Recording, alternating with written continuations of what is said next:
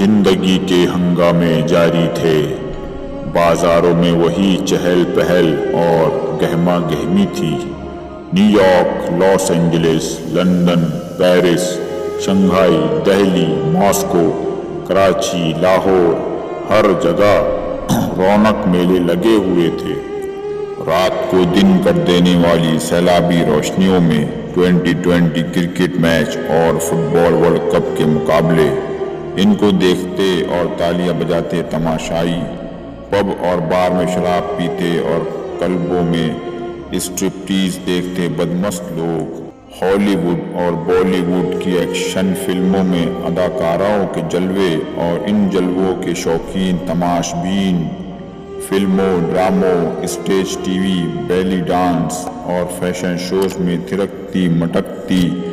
اپنے جسم کی نمائش کرتی ماڈلز اور اداکارائیں، اور اس نمائش سے اپنی تجویریاں بھرتے سرمایہ دار، نئے دور کے نئے فاتحین عالم، ملٹی نیشنل کمپنیوں کے مالکان، اور ان کو اپنا علم و ہنر بیچ کر اپنے مستقبل کے خواب بننے والے باصلاحیت نوجوان، میڈیا کی چمک دمک، صحافت کے مرچ مسالے اور بازار سیاست کے مانند نہ پڑنے والے مکر و فریب کے ہنگامے، بازاروں میں گھومتے اور خریداری کرتے مرد و خواتین اور ان کو بلاتی رجھاتی دکانیں اور دکاندار، امرا کے عشرت قدوں میں گونجتے ساز و آواز، غربا کے جھونپڑوں میں فقر و افلاس، شادیوں کی تقریبات میں خوشی کے نغمے، جنازوں اور اسپتالوں میں غم و الم کے سائے، خدا کے نام پر اپنے مفادات کا تحفظ کرتے اہل مذہب، غریبوں اور ان کے مسائل سے ہمیشہ کی طرح بے نیاز اہل ثروت، کرپشن کی ناپاک کمائی سے اپنی جیبیں بھرتے سرکاری ملازم، اور ملاوٹ و ذخیرہ اندوزی سے اپنی تجویریاں بھرتے ہوئے حرام خور تاجر، عوام کا استحصال کرتے اہل اقتدار، اور دنیا پر اپنا غلبہ قائم رکھنے کے منصوبے بناتی سپر پاورز، سب اپنے اپنے مشغلوں اور کاموں میں مگن تھے۔ اہل زمین جو ہمیشہ سے کرتے آئے تھے وہی کر رہے تھے، ظلم و فساد کی داستانیں، دھوکہ و فریب کی کہانیاں، ہرس و ہوس کی دوڑ، غفلت اور سرکشی کے رویے، خدا اور آخرت فراموشی، سیاسی ہنگامے، معاشی جد و جہد، مذہبی جھگڑے، طبقاتی کشمکش، ہر چیز ہمیشہ کی طرح جاری تھی۔ پیغمبر تو صدیوں پہلے آنے بند ہو گئے تھے۔ ایگریکلچرل ایج انڈسٹریل ایج سے بدلی اور انڈسٹریل ایج انفارمیشن ایج سے، مگر انسانی رویے نہیں بدلے، ان کے غم بھی نہیں بدلے، وہی کاروبار اور روزگار کی پریشانیاں، وہی عشق و محبت کی ناکامیاں، وہی موت اور بیماری کے مسائل، ان کے غم بھی نہیں بدلے، وہی کاروبار اور روزگار کی پریشانیاں، وہی عشق و محبت کی ناکامیاں، وہی موت اور بیماری کے مسائل۔ اس وقت بھی انسانوں کے ہاں ہر غم تھا سوائے غم آخرت کے، ہر خوف تھا سوائے خوف خدا کے۔ آسمان کی آنکھ یہ دیکھ رہی تھی کہ خدا کی زمین کو ظلم و فساد سے بھر دینے والا انسان اب دھرتی کا ناقابل برداشت بوجھ بن گیا ہے، سو انسان کو بار بار ہلایا گیا۔ نبی آخر الزماں کی پیش گوئیاں پوری ہونے لگی۔ ننگے پاؤں بکریاں چرانے والے عربوں نے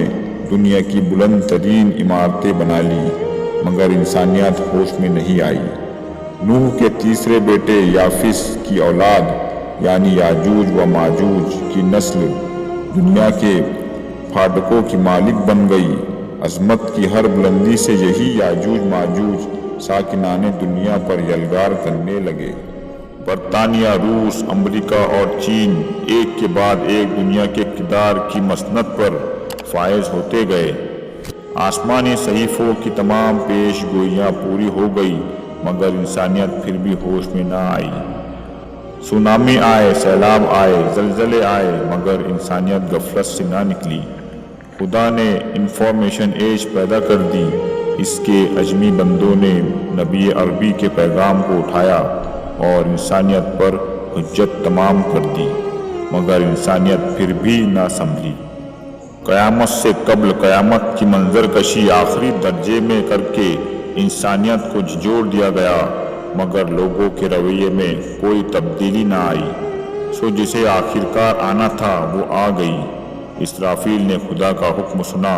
اور سور ہاتھ میں اٹھا لیا۔ دیکھتے ہی دیکھتے قیامت آ گئی۔ سورج کی بساط لپیٹ دی گئی،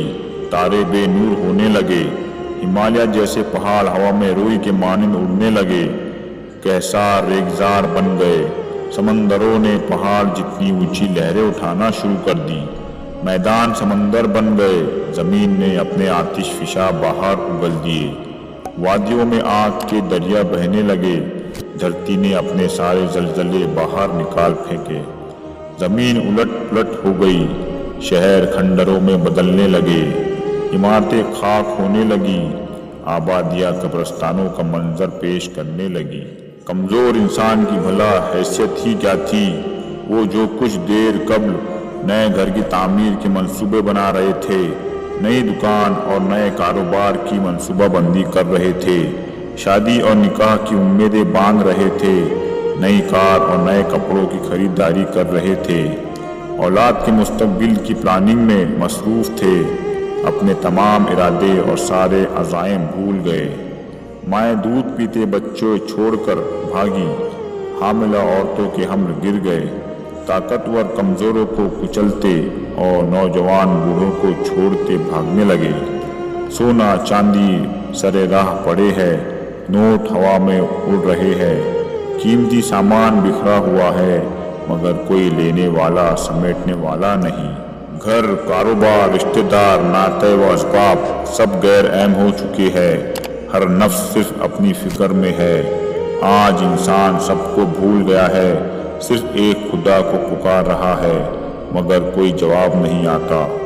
دہریے اور ملحد بھی نام خدا کی دہائی دے رہے ہیں، مگر کوئی جائے عافیت نظر نہیں آتی، بربادی کے سائے پیچھا نہیں چھوڑ رہے، موت ہر جگہ تعاقب کر رہی ہے، مصیبت نے ہر طرف سے گھیر لیا ہے،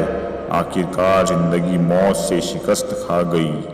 زندگی ختم ہو گئی، مگر اس لیے کہ دن زندگی کو اب شروع ہونا تھا۔